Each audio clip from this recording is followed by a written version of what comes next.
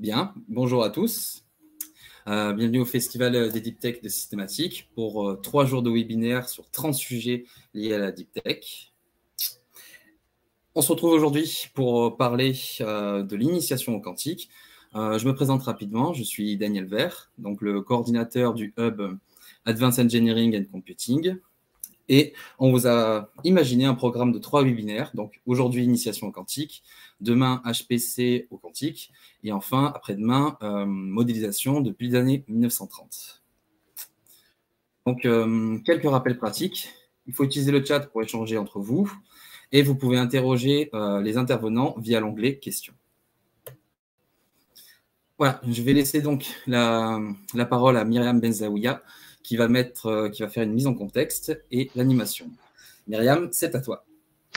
Donc, bonjour à tous, je m'appelle Myriam Benzaouia, je suis en charge de la stratégie des utilisateurs de le potentiel ordinateur quantique.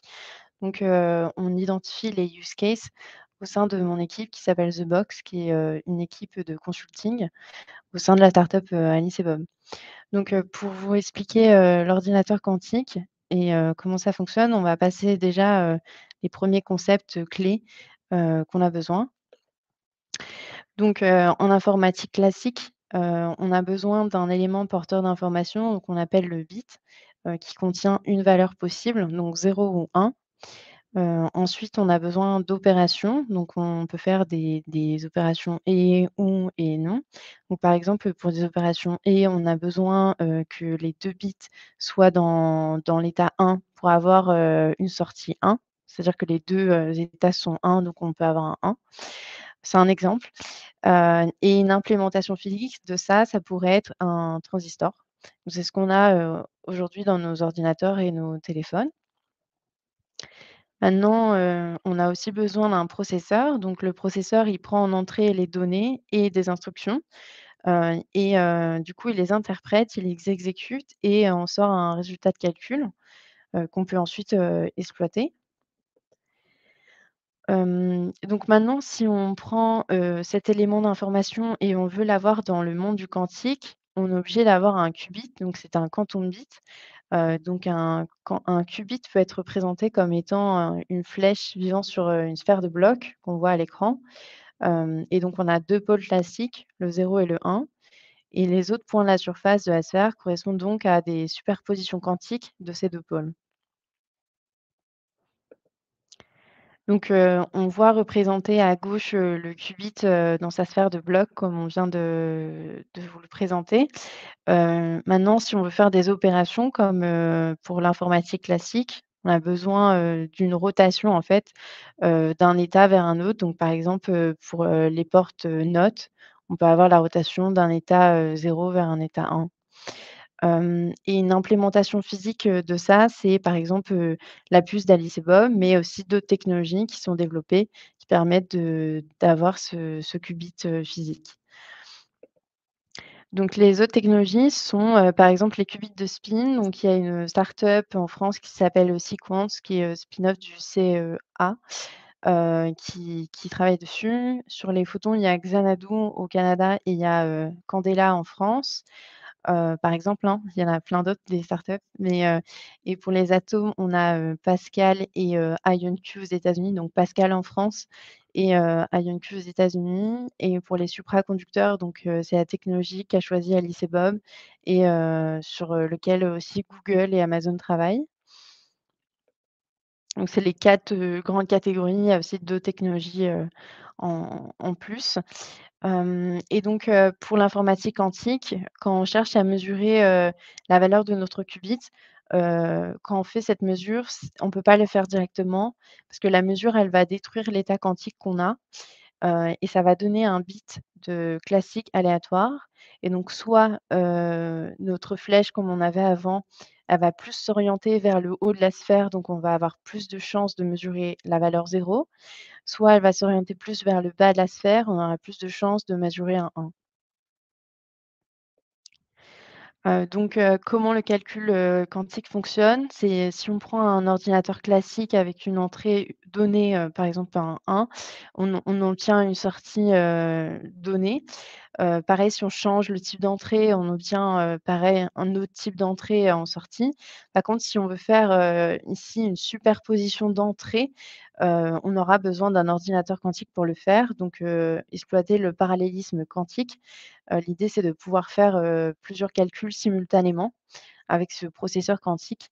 Donc voilà et si on veut aussi, faire une superposition d'entrées possibles, de combinaisons possibles, on peut faire, cette superposition de toutes les entrées possibles et on obtiendra la superposition de toutes les sorties possibles. Ensuite, si on veut symboliser ça comme on a fait pour l'informatique classique avec le processeur, Intel, là on a pris l'exemple de la puce d'Alice et Bob, mais ça peut être une autre technologie. On a en entrée, toutes les possibilités possibles qu'on a vues à la slide juste avant. On a en sortie, toutes les sorties possibles, cette superposition de sorties possibles. Quand on veut, faire ce calcul, on sort avec un seul résultat qui est la proba donnée pour l'état quantique donné ce résultat-là, il n'est pas assez satisfaisant pour nous. C'est pour ça qu'on a pensé, enfin les chercheurs ont pensé à une autre méthodologie, que je vous présente juste après. La première étape, c'est d'initialiser les systèmes quantiques individuels. Donc c'est la première étape, la superposition d'entrées possibles. Ensuite, on vient préparer une superposition de toutes les entrées possibles. Puis on applique des portes quantiques, donc c'est les portes qu'on a vues, juste avant pour faire des opérations. Et là, c'est ici que, on peut utiliser des interférences pour focaliser les amplitudes de probabilité sur, du coup, les états quantiques qui nous intéressent, les états quantiques sélectionnés. Et c'est ça, qui nous permet ensuite de mesurer, l'état quantique et enfin d'en extraire le résultat. Donc là, on aura un résultat sous une forme qui nous intéressera, plus, qui sera plus efficace.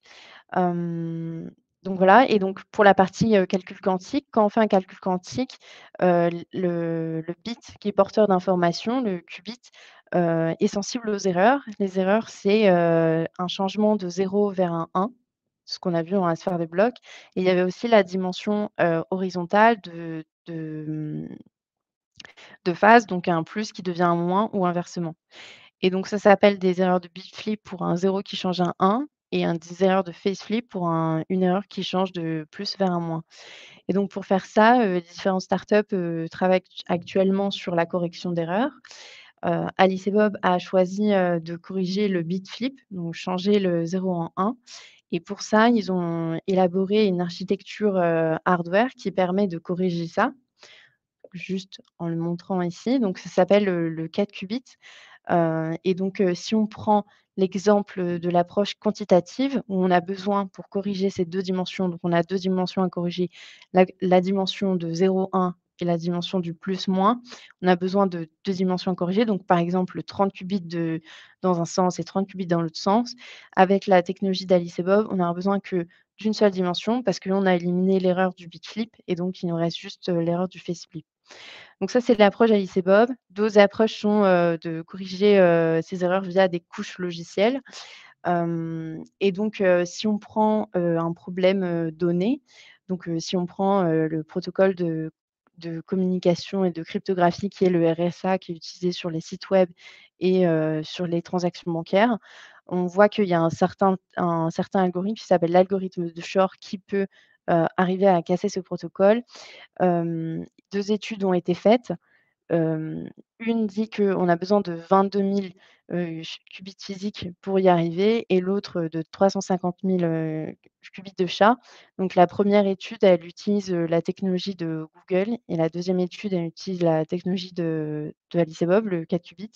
On arrive à diminuer le nombre de qubits, c'est-à-dire que l'équivalent de 49 qubits physiques de Google équivalent à un qubit, de SHA de chez Alice et Bob. C'est pour cela qu'en fait, on cherche à, travailler le plus possible sur la correction d'erreurs pour avoir des qubits parfaits, pour pouvoir les utiliser ensuite, sur un ordinateur quantique. Et c'est ça aussi qui met un certain temps à arriver pour le développement des ordinateurs quantiques, aujourd'hui. Et donc au niveau des acteurs de la chaîne de valeur, donc pour Alice et Bob, on se positionne sur le côté matériel, mais les intervenants qu'on a aussi aujourd'hui avec nous, sont aussi positionnés sur le côté logiciel. Donc on a, CS Group, Cubisoft, Colibri, Multivers qui sont présents avec nous et qu'on verra, dans la table ronde juste après. Et donc pour, faire fonctionner un ordinateur quantique, on peut utiliser plusieurs technologies. Comme je l'ai montré, on a la photonique, on a, Supra, on a, les ions. Donc les différentes startups qu'on voit là, Candela, Alice et Bob, Pascal, et les autres startups, étrangères. On a besoin de s'interfacer avec des équipements, donc on a besoin de frigos, dépendant de sa technologie. On a besoin de startups ou de groupes qui font, tout ce qui est équipement de micro-ondes pour envoyer des contrôles, pour faire des portes, par exemple, sur nos qubits. Et on a besoin aussi de fabriquer nos puces ou fabriquer, les composants de notre, technologie dépendant de la startup qui s'y positionne. Après on a aussi besoin sur la droite, du coup de logiciels intermédiaires, qui permettent de passer d'un algorithme à un langage machine. Et pour donner, accès à cette puissance de calcul aux utilisateurs finaux, on a aussi besoin du coup de plateformes qui vont nous donner accès comme, Amazon, Microsoft ou Google Cloud.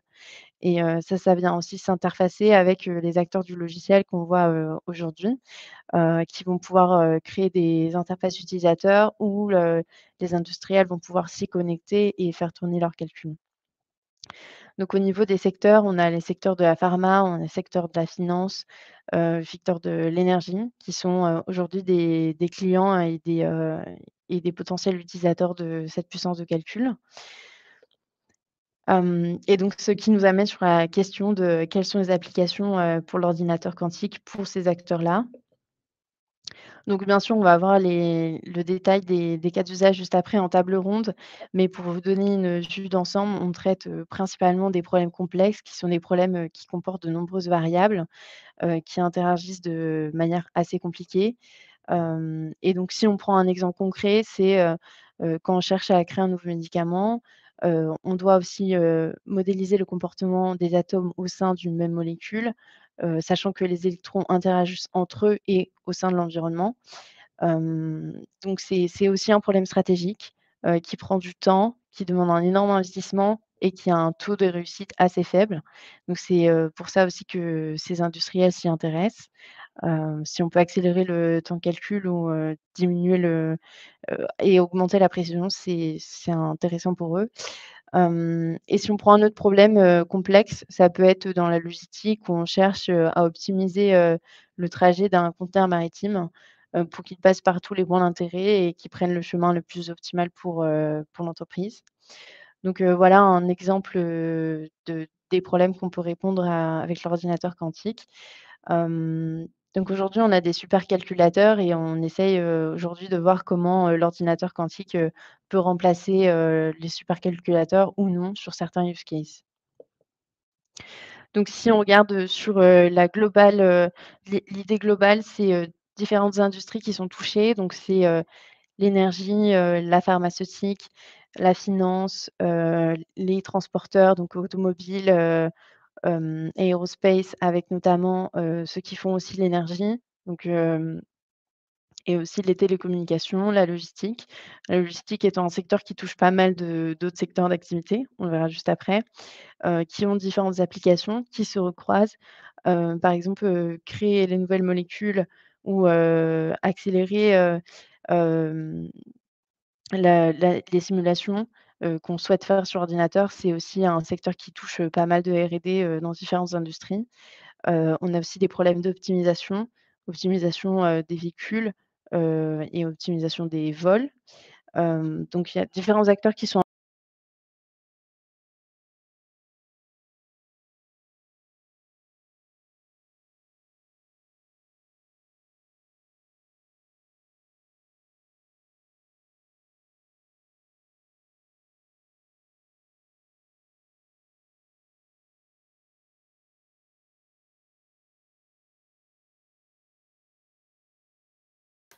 Ah, je crois qu'on a perdu Myriam.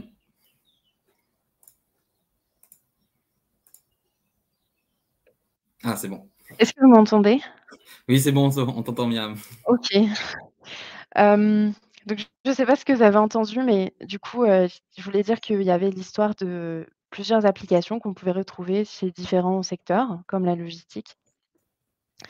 Et donc, ces différents problèmes, on peut les regrouper selon différentes catégories. Donc on a identifié 4, c'est aussi des cabinets de conseil qui ont identifié ces 4 catégories.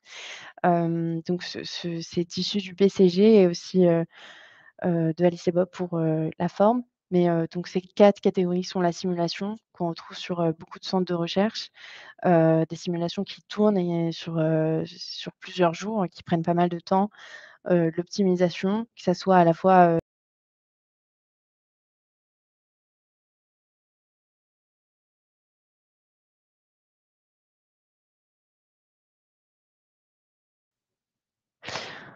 je sais pas si je pense que vous m'entendez? OK. Oui, oui, c'est bon.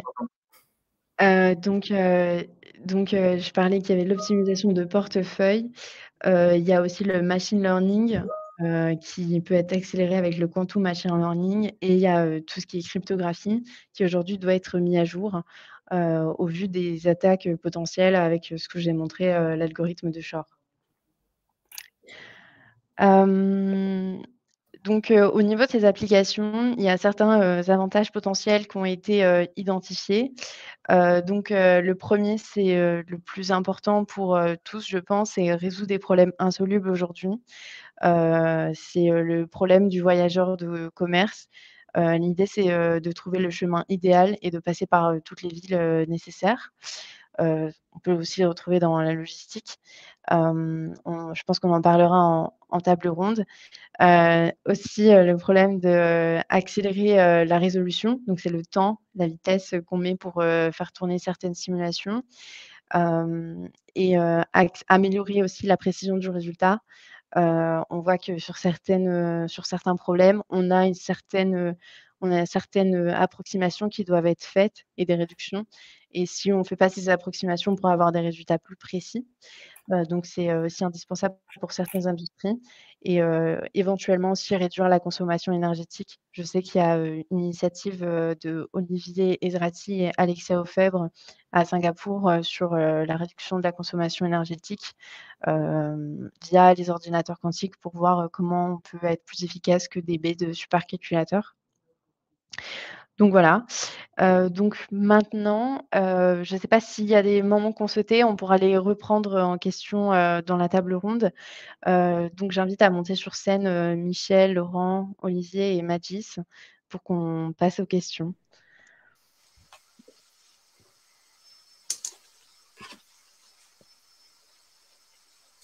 Bonjour tout le monde. Bonjour. Bonjour.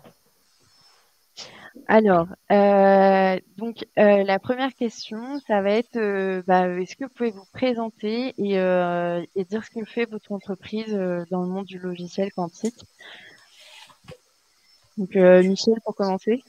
Oui, bien sûr. Donc, Multiverse Computing est donc une start-up européenne dont le siège est à Saint-Sébastien au Pays Basque espagnol, mais dont je dirige la filiale ici en France. Nous avons aussi des structures au Canada, en Allemagne et en Grande-Bretagne. Nous sommes parmi les leaders européens dans le domaine du développement d'applications logicielles quantiques et inspirées du quantique. Nous ne construisons pas nous-mêmes les ordinateurs quantiques comme peut le faire Alice et Bob. Et nous avons deux spécificités.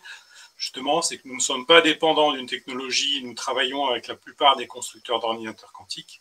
Et deuxième spécificité, c'est que nous mettons en œuvre effectivement un formalisme dit inspiré du quantique qui permet de lutter contre la course à la dimensionnalité qu'on rencontre sur les problématiques d'optimisation, l'optimisation combinatoire ou en IA, et de mettre en œuvre ce formalisme pour résoudre les problèmes sur des machines traditionnelles. Donc en attendant que les machines quantiques soient suffisamment puissantes pour adresser ces problèmes industriels d'optimisation, d'IA, de simulation. Laurent? Olivier? Ouais. Ok, donc je m'appelle Olivier Pejon. Je suis cofondateur d'une startup donc, qui s'appelle Qubitsoft, qui a été créée en février 2022 en France, à Paris. Qubitsoft a pour vocation de développer des algorithmes quantiques pour un certain nombre de cas d'usage très concrets, plus particulièrement dans le domaine de l'optimisation et du machine learning.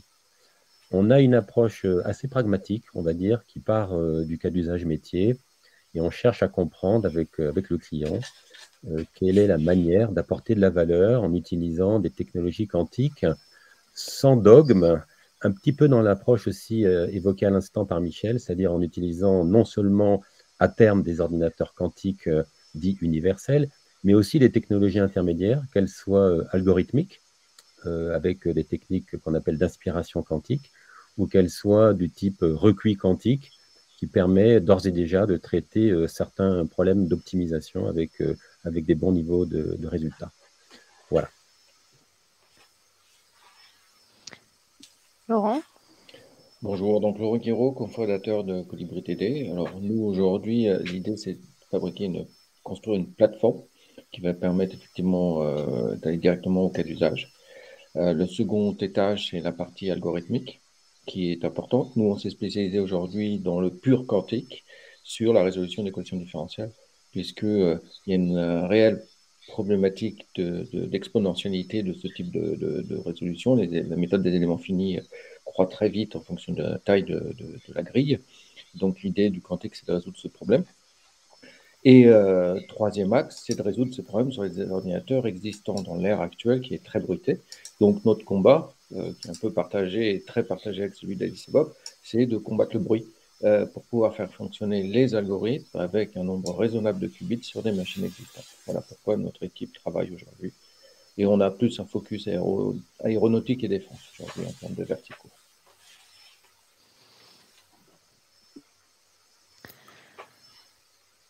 Mathis? Merci. Bonjour, oui, je travaille chez CS Group. CS Group, c'est une entreprise à taille intermédiaire avec 1500 employés. Nous sommes des développeurs et des développeurs qui font des études pour les clients. Nous offrons des services informatiques. Nous avons 4 business units dans l'industrie, dans la défense, l'espace et la cybersécurité. Donc, notre stratégie, c'est d'offrir des services dans le quantique depuis 2 ans à nos clients pour développer des prototypes pour voir où les avantages du quantique pourraient se situer. Et finalement, récemment, nous sommes été acquis par Sopra Steria, donc nous sommes partie du groupe Sopra Steria. D'accord, merci. Par rapport du coup à votre activité et les différents secteurs que vous avez partagés, est-ce que vous pouvez nous expliquer un exemple de cas d'usage chacun?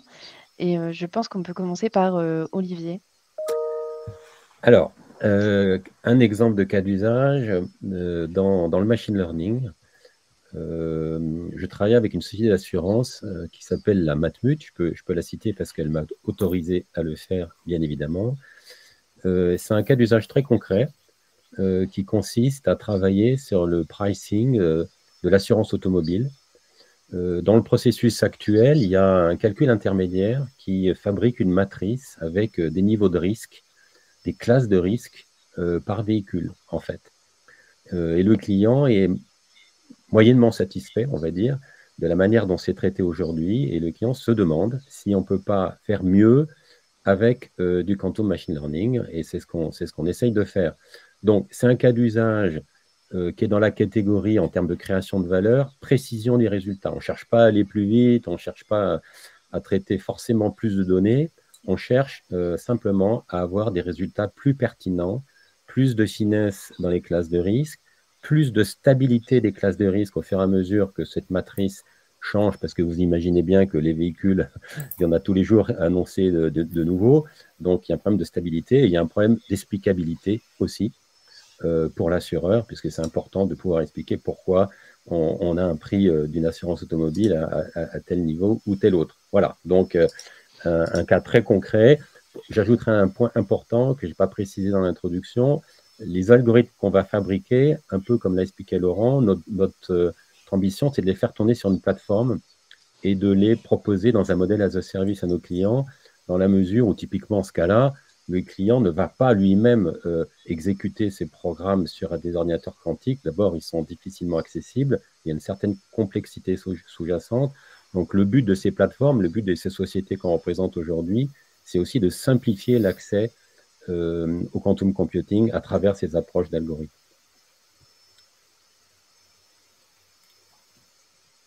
Ok. Michel? Alors, quand tu m'as posé la question, effectivement, j'ai eu du mal à choisir, parce qu'effectivement, on est historiquement, je pense qu'on fait partie des entreprises qui avons traité le plus de cas d'usage. On en a plus d'une cinquantaine aujourd'hui, à date. Ce qui nous a permis d'ailleurs, effectivement, d'intégrer dans aussi une plateforme qui s'appelle Singularity. On a cristallisé le mieux disant des outils d'optimisation et de machine learning. Donc, finalement, je me suis dit, je vais prendre un cas d'usage qui parle, puisqu'on c'est quelque chose qu'on a développé dans la région Île-de-France, avec le Crédit Agricole et la banque d'investissement du Crédit Agricole, avec qui en fait on a travaillé sur deux projets, deux expérimentations intéressantes. Une qui mettait en œuvre un ordinateur quantique, en l'occurrence celui de Pascal, et l'autre qui mettait en œuvre justement ce formalisme inspiré du quantique. Alors, le point commun entre ces deux cas d'usage, c'est que ce sont des problèmes de machine learning, voire de deep learning, un sujet très à la mode en ce moment, puisqu'on parle de ChatGPT. Et on a pu montrer, par exemple, dans le programme mis en œuvre avec Cassib pour résoudre des équations dérivées partielles par apprentissage de résonance de neurones, que l'on pouvait, en mettant en œuvre notre formalisme inspiré du quantique, en l'occurrence les réseaux de tenseurs, diviser par 3 le temps d'apprentissage, le nombre de paramètres. Donc on voit que c'est à la fois intéressant pour un problème comme celui de Cassib. D'ailleurs, dans le prolongement des travaux, on a travaillé sur des modèles encore plus complexes d'équations dérivées partielles et on arrivait à avoir un gain en accélération et en usage mémoire beaucoup plus important, mais aussi une précision de calcul plus importante que les méthodes traditionnelles. Donc là, on cochait quasiment toutes les cases, si je reprends ton slide sur les avantages qu'on attend du quantique. Et l'expérimentation, je m'en dois d'en parler avec Pascal, puisque ici, la banque avait choisi un cas d'usage en production, un système de classification qui visait à anticiper la dégradation de la note de crédit des contreparties de la banque sur un horizon de 6 à 15 mois. Et donc, on s'est benchmarké vis-à-vis du modèle de machine learning actuellement mis en œuvre chez Cassib. Et on a intégré du quantum machine learning à ce modèle.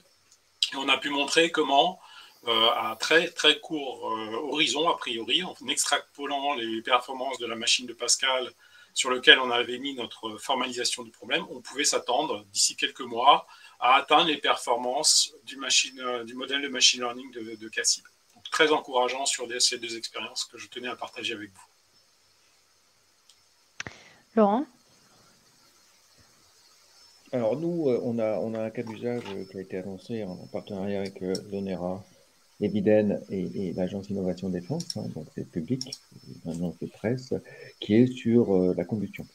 Alors, combustion est un phénomène complexe, hein, c'est beaucoup de mécanique des fluides et des phénomènes chimiques. Donc il y a deux complexités. Donc nous, ce qu'on essaye d'adresser aujourd'hui, c'est plus la partie mécanique des fluides pour le sujet de la combustion. Alors, ce qui est complexe, c'est qu'aujourd'hui, encore comme je l'ai dit tout à l'heure, la problématique, c'est que pour résoudre tous ces problèmes de combustion, de dynamique des fluides, on applique la méthode des éléments finis qui exponentiellement, il faut de plus en plus de puissance de calcul et on a forcément des limites. Il n'y a pas moyen, même si on améliore à la marge, on reste dans des complexités exponentielles. Donc la promesse, si on arrive à craquer le sujet du bruit, hein, puisque c'est le sujet qui nous intéresse, c'est qu'en fait, finalement, avec très peu de qubits et qui est très peu sensible à la dimension du problème, on peut effectivement aller attaquer ces problématiques de combustion et de dynamique des fluides. Alors, ça s'applique non seulement sur la combustion, qui est un cas d'usage, mais aussi sur la déformation des matériaux et également dans d'autres sujets qui impliquent des réacteurs, des engins, de la combustion. Donc, c'est très vaste. Encore une fois, il faut voir qu'on est aujourd'hui là où était la méthode des éléments finis il y a 30 ou 40 ans, où on avait des grilles très larges et il fallait des jours et des jours pour faire des calculs simples sur une poutre. Donc on est un peu au même niveau, hein. Aujourd'hui, on va faire des simulations sur des flammes simples à une dimension. Mais une fois qu'on a craqué ce sujet à une dimension, on peut l'envisager à 2, à 3. C'est surtout les sous-jacents qui sont intéressants. de craquer le sujet en monde bruité. J'insiste sur le monde bruité, parce que quand on est en pur quantique, le sujet essentiel, au-delà de l'algorithme, on a plein d'algorithmes qui pourraient marcher sur un ordinateur parfait, mais pas aujourd'hui. Donc voilà, et on ne sait pas exactement quand ce sera le cas. Donc l'idée, c'est dans les quelques années qui viennent, d'avoir des cas d'usage pratiques. Voilà. Nadis? Merci Myriam. Oui, je voulais vous présenter un cas d'usage sur l'analyse des images satellites. Comme vous savez, peut-être le nombre d'images satellites est en train de grandir exponentiellement. Aussi, la résolution augmente. Et donc, l'analyse de toutes ces images devient un problème et nous regardons si le machine learning quantique pourrait être une solution pour analyser toutes ces images. Il y a un deuxième problème, c'est que beaucoup de ces images ne sont pas labellisées, hein, donc il y a un besoin de méthodes d'apprentissage non supervisées. Et aussi, ce que nous faisons, c'est une étude pour le CNES, le Centre national des études spatiales, si le calcul quantique pourrait être un apport dans ce domaine. Donc, alors, je peux vous présenter plusieurs types d'algorithmes qui peuvent aider à ça. Hein. Le premier, c'est on prend un algorithme classique et on ajoute au début une transformation des données avec un algorithme quantique pour voir si on peut avoir une meilleure précision dans le résultat final. Donc ça, nous avons trouvé des cas où les algorithmes quantiques amènent une meilleure précision.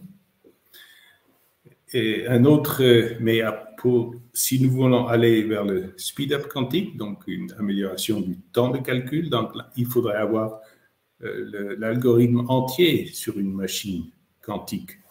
Hein, parce qu'un algorithme hybride sera toujours, il y aura toujours le problème de la partie classique qui réduira la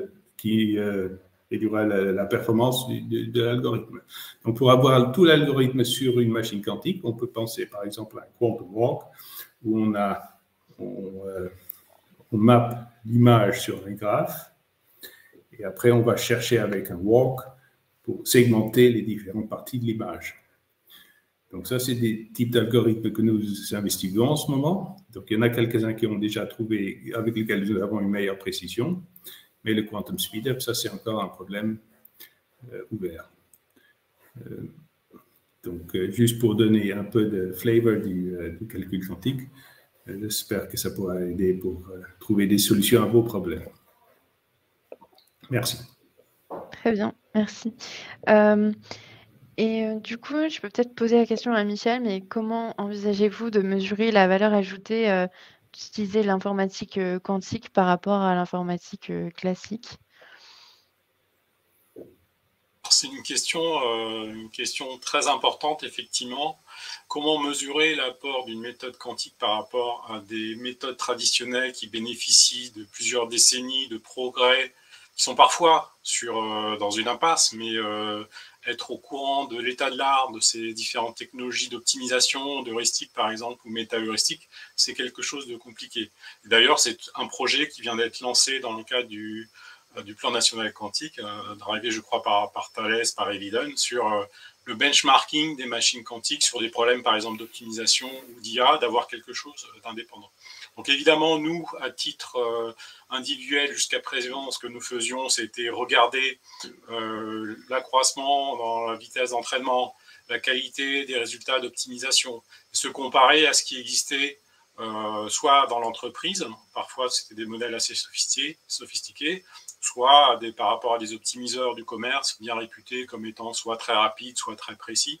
Donc généralement, effectivement, sur l'ensemble des cas d'usage que nous avons menés jusqu'à présent, nous avons tâché de nous comparer par rapport à ce qu'on avait à notre disposition. Très bien. Olivier, concernant le secteur de la logistique, qui est un secteur qui implique toutes les industries, est-ce que vous avez identifié des opportunités dans ce secteur-là pour vous?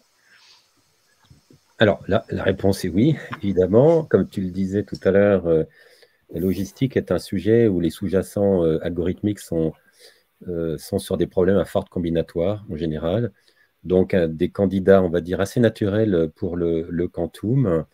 Je vais donner deux exemples très concrets. Le premier, c'est un appel à projet de l'ADEME qui date de juin 2022, qui s'appelle Logistique 4.0. Donc, vous voyez, c'est très orienté métier et qui consistait à demander aux entreprises candidates à l'appel à projet de fournir des solutions pour améliorer la logistique en France, la logistique multimodale, évidemment dans un objectif de décarbonation en finale. On a répondu avec un éditeur de logiciels en logistique, justement, et on a fait une réponse qui consiste à bâtir une plateforme de données IA et quantique pour adresser des grandes problématiques de process logistiques qui vont de la préparation de commandes, de l'optimisation des tournées, de l'optimisation des ressources en entrepôt, par exemple. Et donc, notre ambition, Qubitsoft, c'est de fournir ces algorithmes à l'éditeur de logiciels pour qu'il puisse après vendre sa plateforme à des clients très concrètement dans la logistique, des opérateurs, mais aussi des clients en direct, le client final, comme des grands distributeurs, Auchan, Carrefour, etc. Et voilà, donc ça, c'est un premier exemple très concret de ce qu'on espère apporter avec le quantique en matière d'optimisation, cette fois-ci. Le deuxième exemple, c'est dans la logistique maritime. On a des contacts avec ce monde-là qui est aussi très générateur de problématiques algorithmiques à forte combinatoire. Et on est par exemple sur un sujet, l'optimisation du déplacement des bateaux sur la mer. C'est un cas d'usage très connu et qui est très sensible parce qu'il va conduire à d'immenses économies en matière d'énergie. Et donc, c'est très important à la fois pour l'entreprise, mais aussi pour la planète. C'est des algorithmes complexes, ce sont des algorithmes multicritères. Et donc, il faut tenter par étapes, comme l'expliquaient Laurent, Michel et Mathis, d'apporter de la valeur sur ce type de sujet. Et qui serviront effectivement pas mal de monde, dans le monde industrie en général, qui a de la supply chain et qui tirera bénéfice de ces avancées qu'on pourra faire dans l'optimisation logistique. Ok. Donc, il y a une question qui vient de l'auditoire, je vais la prendre. Donc, c'est est-ce que les industriels français sont assez sensibilisés à l'impact potentiel du quantique pour commencer à travailler dès maintenant dans des projets exploratoires? Donc, je vais laisser la question un peu ouverte si vous voulez échanger un peu par rapport à ça ou s'il y en a un qui veut commencer. Michel, vous avez dit que vous avez beaucoup de cas d'usage, donc vous avez rencontré ces obstacles. Je pense qu'effectivement, la sensibilisation est sur la bonne voie. Après, la volonté de ces mêmes industriels d'aller sur le quantique est encore à démontrer.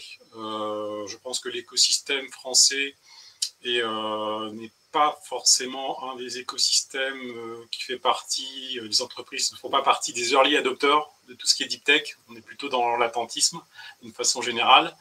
Et effectivement, quand je compare à ce qui se passe en Allemagne, par exemple, où tous les constructeurs automobiles sont sur le sujet, alors que c'est assez peu le cas, on n'en entend pas trop parler ici en France, on voit qu'on est en train de prendre du retard.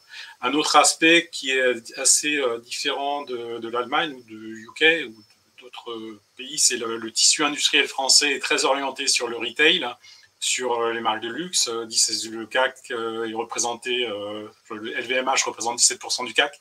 Donc c'est vrai que le retail n'est pas encore vu comme un des secteurs principaux adopteurs du quantique, comme vous avez pu le mentionner dans les études de BCG.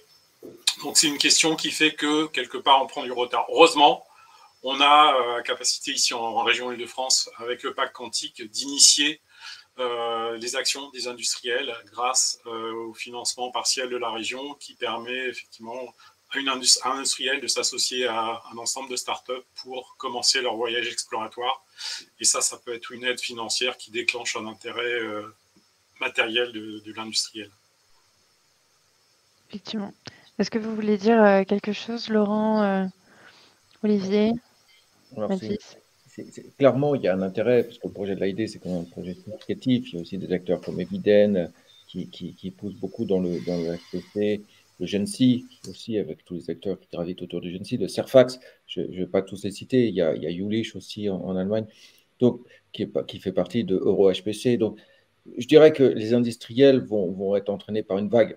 Alors effectivement, l'Allemagne a un peu plus de lead, mais bon, ils ont un tissu industriel plus vaste, plus riche que le nôtre. Donc par défaut, c'est aussi naturellement plus orienté chez eux. Donc non, on voit de l'intérêt. Alors il faut l'accélérer, on veut de l'accélération, hein, on veut de l'accélération quantique, il faut aussi de l'accélération industrielle. Bon, voilà, France 2030 est là aussi. Donc voilà, ça prend son temps, mais puis on a quand même 7 acteurs hardware en France. Donc il y a quand même des investissements qui arrivent et quelque part c'est très interconnecté. Donc oui, on voudrait que ça aille plus vite parce qu'on est une start-up et on voudrait avoir du chiffre d'affaires, on voudrait avoir tout ça avec. Mais bon, je pense que il faut l'accélération, elle doit arriver dans les mois qui viennent. Oui, ça je suis d'accord. Si on ne voit rien d'ici les 18 mois qui viennent, ça risque de faire pof-pof avec la voiture, on va dire. Nous aussi, de notre côté, chez Alice et Bob, c'est pour ça aussi qu'on a lancé The Box. L'idée, c'est de expliquer l'informatique quantique aux industriels et pourquoi ça a un impact dans leur quotidien. Et aussi d'identifier les cas d'usage pour pouvoir être prêt quand on a notre ordinateur quantique qui sort d'ici l'horizon 2030. Mathis, vous vouliez dire quelque chose avec Olivier? Ben, ce que je peux dire, c'est que les industriels français, oui, ils sont intéressés, et mais après, ils doivent franchir le pas à investir pour avoir un projet exploratoire. Et c'est là où nous devons les aider, hein, à franchir ce pas. Montrer des exemples où il y a des avantages et il faut trouver une manière que les industriels puissent investir pour trouver un projet exploratoire. Si je peux ajouter un pierre à l'édifice, il y a clairement les entreprises s'y intéressent. Si je juge par rapport aux sollicitations qu'on peut avoir pour aller en parler, présenter ce que c'est, le potentiel de valeur que ça va pouvoir générer, etc. Donc, il y a un intérêt évident. Maintenant, c'est un problème de passage à l'acte, comme l'expliquaient Laurent, Michel. Et là, il y a un enjeu fort parce que nous, start-up, on va avoir besoin d'être dans la durée pour que ce passage à l'acte puisse être accompagné, on va dire, dans la durée. Eh ben, il faut qu'il y ait du soutien. Donc, il y a un plan national quantique dont vous avez entendu parler, heureusement, hein, pour les technologies hardware. Il faut d'autres programmes. Il y a le programme de la région Île-de-France qui nous aide bien, hein, le PAC quantique dont parlait Michel, et d'autres, la BPI nous aide. Mais et ce qu'on fait aujourd'hui nous aide. Merci le pôle systématique pour ça. Puisqu'il faut en parler, il faut comprendre qu'il y a des sociétés, Multiverse, CS, Colibri TD, Qubitsoft, qui sont là pour accompagner justement ces clients à lancer cette exploration. Et on a des approches très progressives, c'est-à-dire qu'on sait très bien qu'on ne va pas réinventer tout de suite une solution à très forte valeur ajoutée qui va casser la baraque instantanément, mais on va accompagner nos clients à mieux comprendre, sélectionner les cas d'usage, se préparer et pourquoi pas apporter de la valeur sur un moyen terme. Et donc, voilà, on est là pour ça et on espère pouvoir accompagner l'ensemble de ces entreprises qui veulent explorer cette nouvelle technologie. Très bien, super. Donc, il y a la question des talents pour préparer aussi les entreprises. Est-ce que, Mathis, tu veux partager ton expérience dessus? Oui, je peux partager comment nous, on a construit notre équipe. Hein. Nous sommes 4 personnes et il faut savoir que les écoles françaises, il y en a quelques-unes qui donnent déjà des cours en calcul quantique. Donc, c'est possible de rapatrier des stagiaires de ces écoles. Il y a Centrale Supélec, SciTech, nous avons eu des stagiaires d'eux. Et je sais que dans le plan quantique du gouvernement, l'éducation dans le calcul quantique prend un grand investissement. Après, il y a aussi les anciens, ceux qui ont fait de la mécanique quantique dans leur thèse il y a des dizaines d'années et qui soudainement voient que cette connaissance devient actuelle. Je sais que, par exemple, EDF, ils ont plusieurs ingénieurs qu'ils ont mis sur le calcul quantique avec cette ancienne connaissance. Voilà, donc ça, c'est les viviers où on peut trouver du talent pour travailler dans ces projets. Ok. Et donc, si les entreprises ont leur ordinateur quantique dans les années à venir et ont des applications, comment ils peuvent protéger l'information transmise dans le cadre de leur simulation, de leur optimisation? Est-ce qu'il y a des couches logicielles que vous avez prévues? Et je peux poser la question à Laurent ou Olivier. Alors, aujourd'hui, bon, le problème se pose un peu moins parce qu'on est quand même dans des pilotes.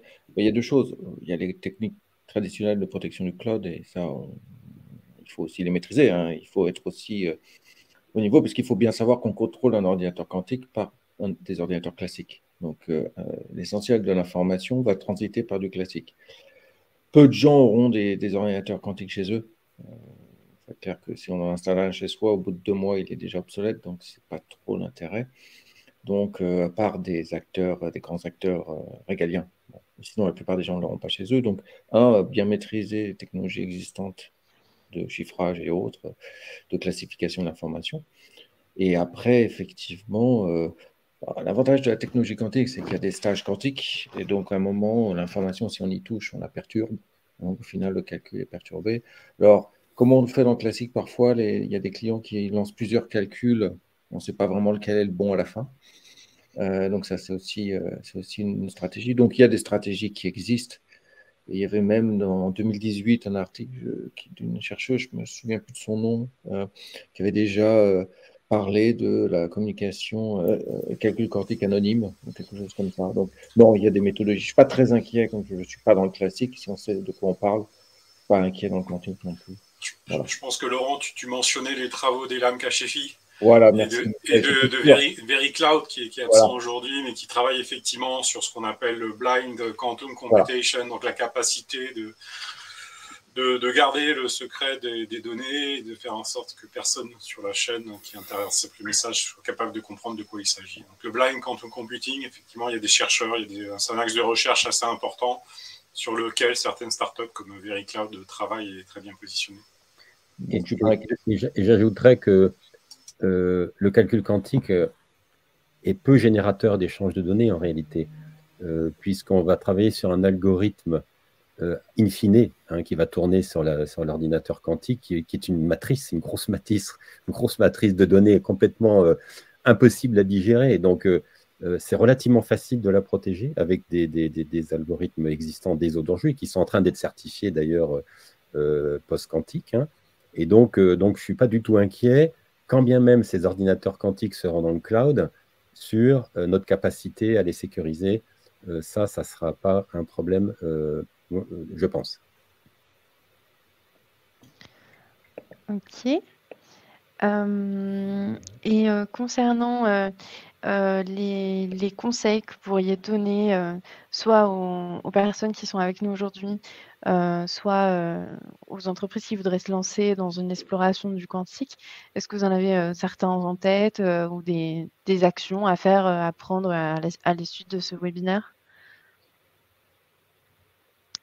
C'est une question ouverte. Hein, oui, par exemple, dans le cadre de systématique, dans le hub, nous avons écrit une feuille de route quantique qui décrit les différents axes dans le calcul quantique.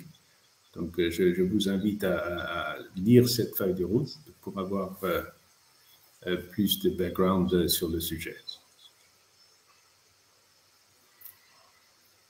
Michel, oui, alors il y a différentes façons de procéder.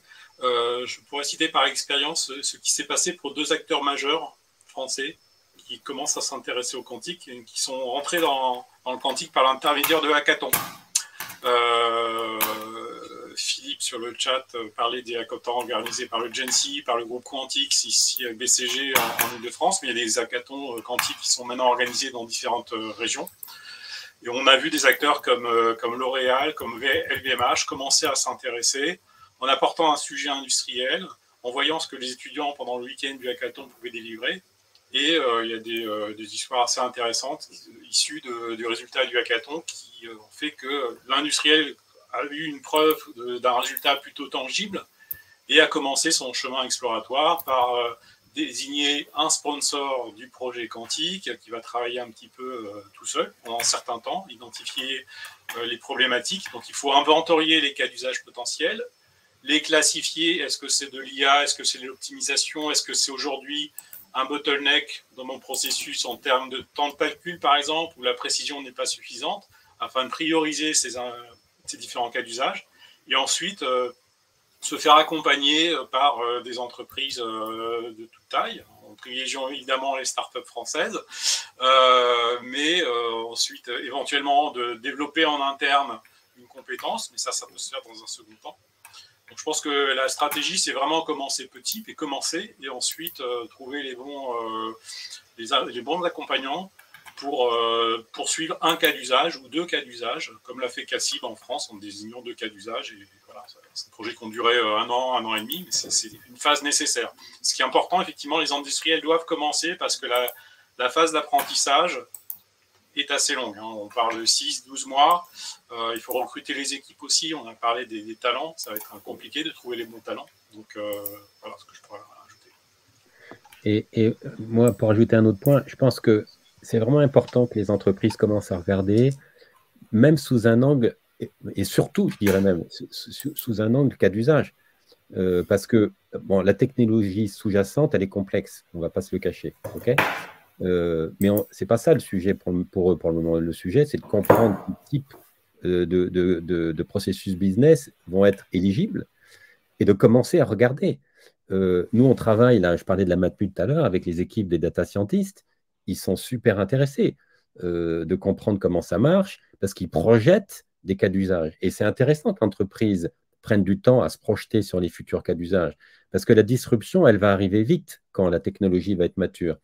Et je pense qu'il y aura des critères de différenciation, de compétitivité pour les entreprises qui auront fait la démarche en amont d'intégrer cette capacité, cette création de valeur possible et de démarrer très vite après avec des entreprises comme les nôtres et des fabricants de technologies pour implémenter ces cas d'usage. Voilà, et c'est notre métier. On est là pour ça, nous, pour les aider. Effectivement, chez The Box aussi, on ne cherche pas à rendre les gens scientifiques et physiciens de l'informatique quantique. On cherche principalement à savoir quels sont les cas d'usage qui pourraient être utiles pour eux à résoudre.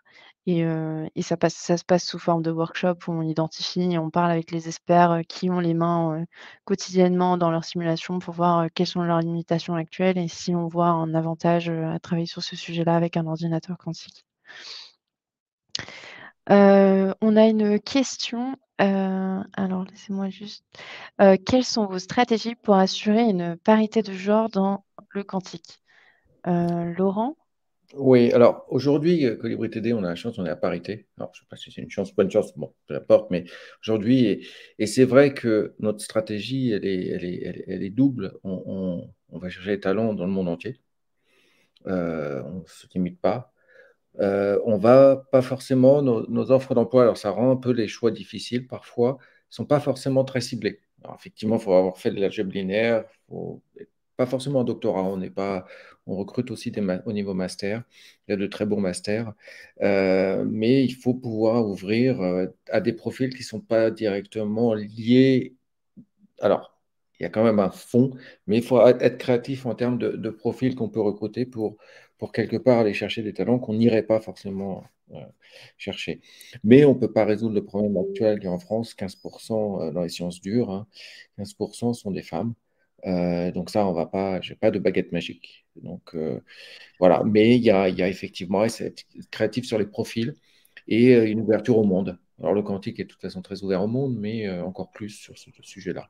Voilà, c'est un peu là, pas une recette, mais on essaye. Voilà. Idem, Laurent a bien résumé. Il y a une question de volonté. Voilà. Derrière cette question, il faut le faire.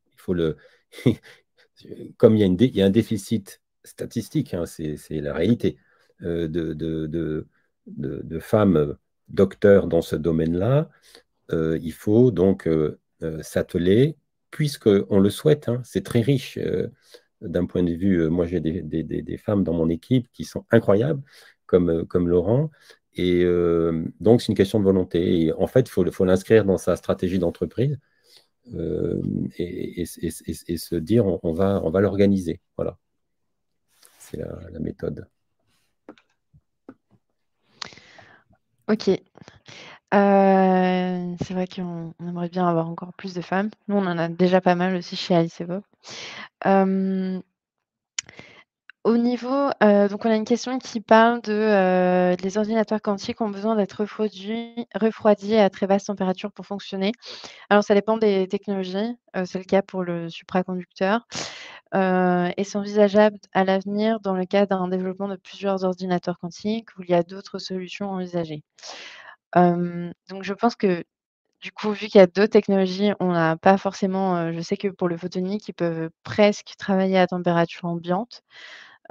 Donc il y a d'autres solutions envisagées. Après, je ne sais pas exactement chez Alice et Bob, si on a envisagé d'autres alternatives. Je pourrais poser la question en interne et revenir vers vous. Et j'ai un expert à côté de moi, il a apparemment la réponse. Oui. Bonjour. Donc, oui, pour répondre à la question, effectivement, comme l'a précisé Myriam, ça dépend de la technologie. En photonique, il n'y a absolument pas besoin de refroidir. On peut travailler à température ambiante. Pour des atomes froids, c'est essentiellement des lasers qui les refroidissent, mais il n'y a pas besoin de cryostat. Et par contre, même pour des qubits supraconducteurs, il existe des méthodes pour faire communiquer différents processeurs quantiques qui sont placés dans différents cryostats via un lien qui doit aussi être refroidi. Donc il y a des expériences à Zurich dans l'équipe de Valraf concernant ça. Donc c'est pour l'instant assez préliminaire, mais il y a des solutions qui existent.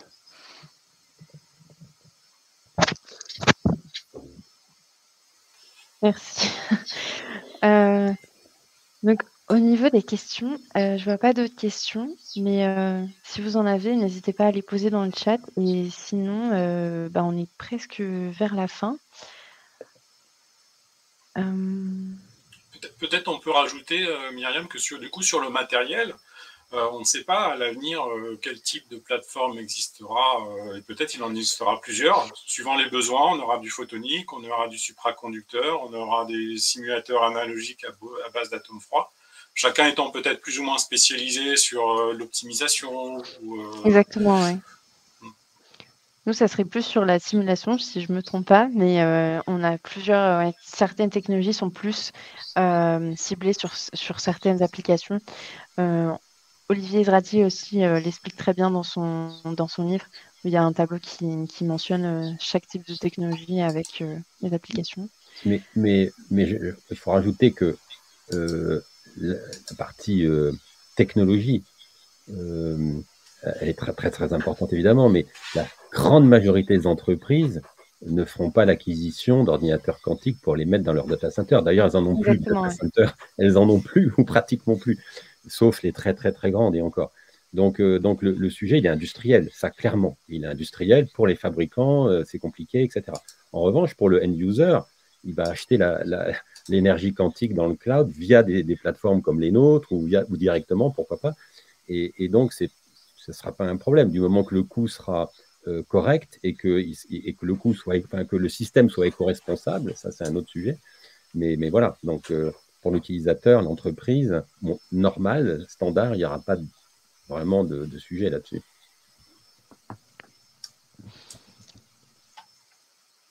Mathieu, vous êtes en mute si vous parlez. Oui, comme il y a plusieurs technologies quantiques et on peut voir, c'est possible que dans le futur, il y aura cette application sera meilleure sur cette machine. Le recueil quantique, par exemple, il ne faut pas l'oublier aussi pour l'optimisation. Donc ça, on verra un peu le futur, quelles technologies sortiront du lot. Juste pour rappel, je viens de voir dans le chat, vous avez mis la feuille de route quantique si vous voulez consulter avant de quitter le webinaire, si vous voulez prendre le lien. Et du coup, je redonne la parole à Daniel. Merci Myriam. Bon, merci à tous les intervenants, donc Michel, Laurent, Myriam, Olivier et Mathis d'être venus. Je vous rappelle que demain et après-demain, il y a encore deux webinaires, donc du HPCE quantique et de la modélisation. Si vous voulez vous inscrire, on mettra les liens dans le chat. Encore merci à tous d'être venus. Et puis, ça passe beaucoup trop vite, donc on va devoir partir. Merci beaucoup. Et puis, bonne fin de journée. L'enregistrement sera disponible aussi après, je crois. Hein? Oui, l'enregistrement sera disponible. Ça marche. Merci beaucoup. Merci. Au revoir. Au revoir. À bientôt. Au revoir.